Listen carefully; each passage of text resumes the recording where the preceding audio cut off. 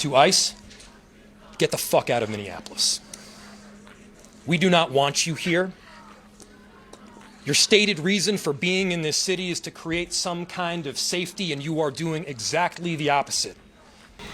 There's a lot of information that is swirling around right now, and we collectively are going to do everything possible to get to the bottom of this, to get justice, and to make sure that there is an investigation that is conducted in full. But what we do know is that a 37-year-old woman is dead and that she was shot by ICE. We've dreaded this moment since the early stages of this ICE presence in Minneapolis. Not only is this a concern that we've had internally, we've been talking about it. They are not here to cause safety in this city. What they are doing is not to provide safety in America. What they are doing is causing chaos and distrust. They're ripping families apart. They're sowing chaos on our streets. And in this case, quite literally killing people. So they are already trying to spin this as an action of self-defense. Having seen the video of myself, I want to tell everybody directly, that is bullshit. This was an agent recklessly using power that resulted in somebody dying, getting killed. As soon as it happened and we learned of the incident, we had several priorities. The first, of course, was to get the victim to the hospital and to get care as soon as possible. To the family, I'm so deeply sorry. There's nothing that I can say right now that's going to make you or your relatives or the friends of the victim feel any better. There were, I believe, 2 Minneapolis police officers that responded and were in the ambulance on the way to the hospital. The second was to get ICE off of the scene. There were dozens, if not hundreds, of ICE and federal officers that were there at the time. Having them there was only causing more chaos. Having them there was only making a difficult situation even more problematic, and one that, yes, they created themselves.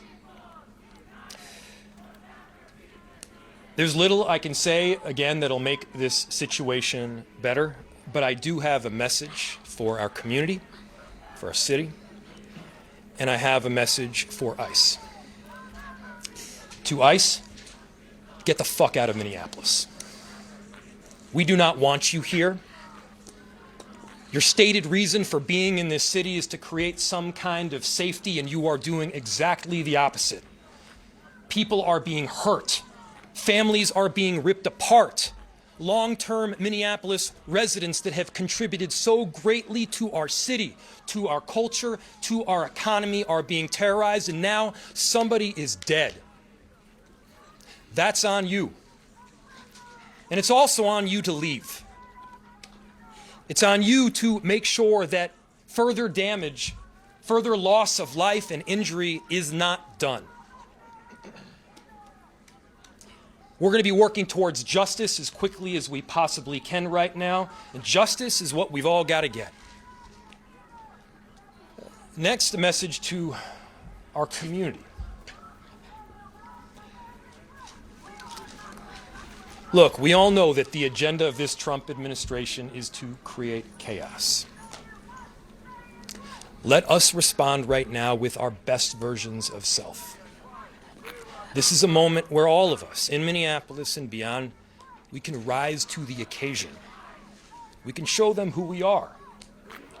We can show them the kind of courage, bravery, love, and compassion that makes Minneapolis, Minneapolis, and that makes America, America.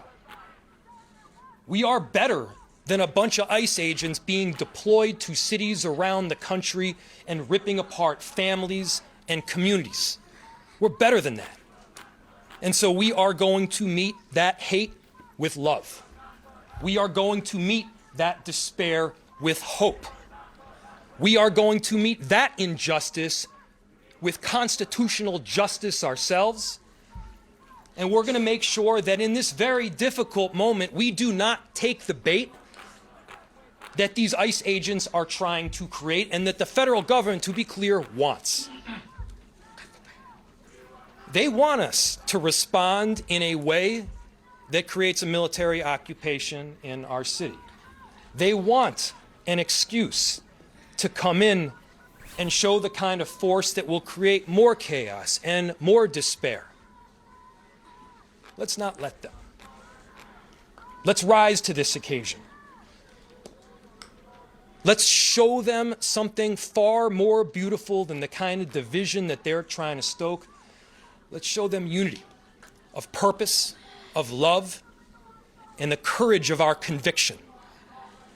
Our conviction, to be clear, is rock solid, and it is for our neighbors, all of our neighbors. It's for people who have lived here for 80 years. It is for new immigrants who have made this city a better place. That's the kind of love that we're going to show up with right now. If you're angry, I get it. I am too. If you're feeling that kind of despair, it's understandable. Let's show them who we can be. Let's show up with peace. To march, to protest, to hug one another, to love all the way with peace. Do not give them what they want.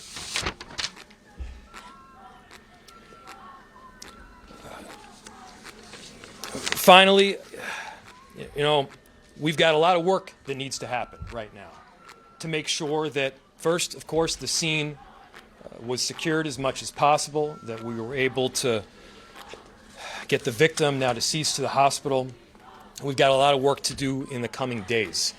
I want to thank our city enterprise for the work that they have done, but more importantly, what they're about to do, because this is going to be heavy and our city has been through a lot. We also know that we're prepared to do right for people. Among them is our chief of police. I'll invite him up. My name is Brian O'Hara, B-R-I-A-N-O''H-A-R-A. I am the Minneapolis Police Chief. This morning, Minneapolis police officers received a report of federal law enforcement being involved in a deadly force incident, meaning shots had been fired. Minneapolis police officers responded to the scene. We arrived and found a woman with a gunshot wound to the head. Life-saving measures were performed at the scene, including CPR. The woman was transported to Hennepin County Medical Center, where she has since been pronounced deceased.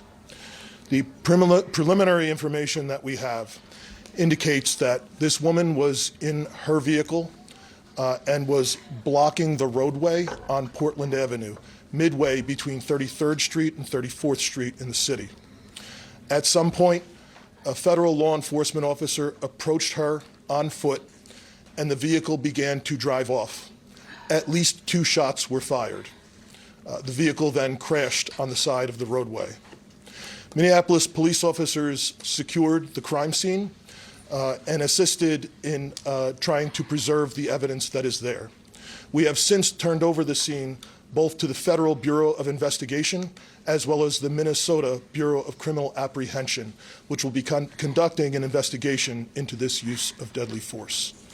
I want to thank the mayor, city council president, other members of the city council, state legislators that were on the scene. This has been a very difficult time for everyone in the city. And this is obviously a very, very tragic situation where a woman has lost her life. That being said, in addition to this tragedy, which unfortunately we did predict, we were seriously concerned about further escalation from the scene. And I want to thank the elected officials that came themselves to help us prevent that from happening, as well as the individuals on that scene that remained peaceful and that abided by law enforcement instructions so that we could preserve that scene and ensure that a full and transparent investigation can take place. That being said, I just echo the mayor's comments that we ask that the community continue to call for peace. We understand people are going to be upset about what happened, and people are going to want to exercise their First Amendment rights. But please do so safely and lawfully to ensure that we do not have any further tragedy in this city or destruction. Thank you.